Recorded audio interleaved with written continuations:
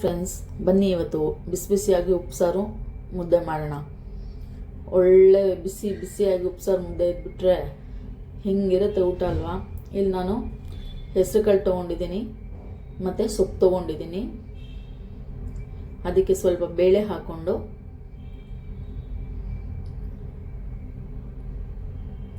ಕುಕ್ಕರಲ್ಲಿ ಬೇಯಕ್ಕಿಡೋಣ. ನೀರು ಹಾಕ್ಬಿಟ್ಟು ಕುಕ್ಕರಲ್ಲಿ ಬೇಯಕ್ಕಿಡೋಣ.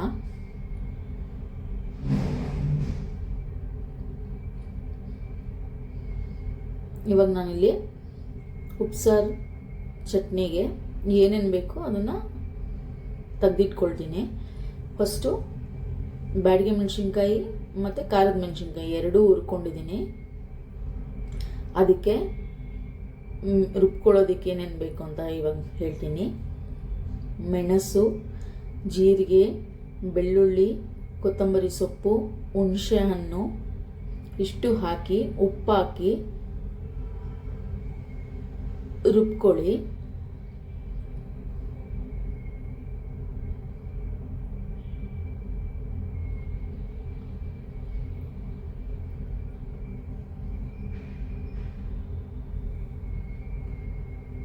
ನಾನಿಲ್ಲಿ ಒಂದು ಟೊಮೆಟೊ ಬೇಯಿಸಿಟ್ಕೊಂಡಿದ್ದೀನಿ, ಅದನ್ನು ಹಾಕ್ಕೊಂಡು ನಾನು ರುಬ್ಕೊಳ್ತೀನಿ.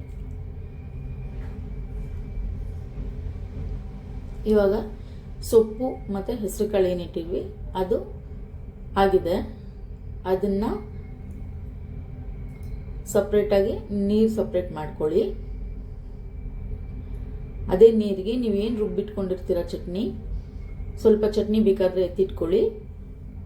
ಮಿಕ್ಕಿದ ಚಟ್ನಿನ ಆ ನೀರಿಗೆ ಹಾಕಿ ಮಿಕ್ಸ್ ಮಾಡಿ. ಇವಾಗ ಪಲ್ಯಕ್ಕೆ ಒಗ್ಗರಣೆ ಕೊಡೋಣ. ಇಲ್ಲಿ ಬಾಣಲಿಗೆ ಎಣ್ಣೆ ಹಾಕ್ಕೊಂಡು ಈರುಳ್ಳಿ, ಒಣಮೆಣಸಿನ್ಕಾಯಿ ಹಾಕಿ ಫ್ರೈ ಮಾಡ್ಕೊಂಡು ಅದಕ್ಕೆ ಸ್ವಲ್ಪ ಉಪ್ಪು ಹಾಕಿ ಇವಾಗ ಬೇಯಿಸಿಟ್ಕೊಂಡಿರೋಂಥ ಹೆಸರು ಕಾಳು, ಸೊಪ್ಪು ಅದನ್ನು ಹಾಕ್ಕೊಂಡು ಸ್ವಲ್ಪ ಅದಕ್ಕೆ ತೆಂಗಿನಕಾಯಿ ತುರಿ ಹಾಕಿ ಪಲ್ಯ ರೆಡಿಯಾಗತ್ತೆ.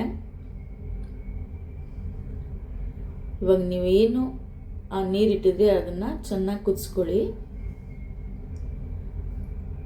ಇವಾಗ ಬಿಸಿ ಬಿಸಿಯಾಗಿರೋದ ಮುದ್ದೆ ಉಪ್ಸಾರು ರೆಡಿಯಾಗಿದೆ. ಮಾಡಿ ಟ್ರೈ ಮಾಡಿ ಟೇಸ್ಟ್ ನೋಡಿ, ತುಂಬ ಚೆನ್ನಾಗಿರುತ್ತೆ.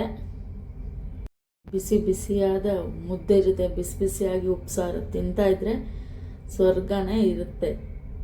ನೀವು ಒಂದ್ಸತಿ ಟ್ರೈ ಮಾಡಿ ತಿಂದು ಆಮೇಲೆ ಹೇಳಿ, ಕಮೆಂಟ್ ಮಾಡಿ ಹೇಗಿದೆ ಅಂತ.